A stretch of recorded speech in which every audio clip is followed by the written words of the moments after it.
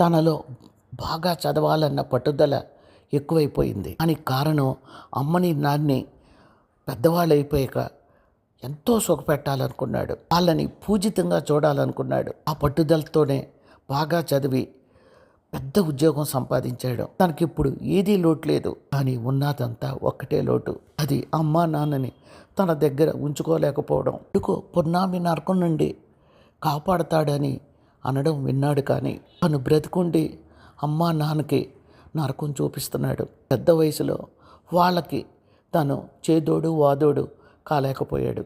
నవమాసాలు మోసి కనీ పెంచిన తల్లిని ఎంతో కష్టపడి తన భుజాల కష్టంతో పెంచి తీర్చిదిద్దిన తండ్రిని గాలికి వదిలి ఇవ్వాల్సిందేనా? తల్లిదండ్రుల బాధ్యత పిల్లలది కాదా?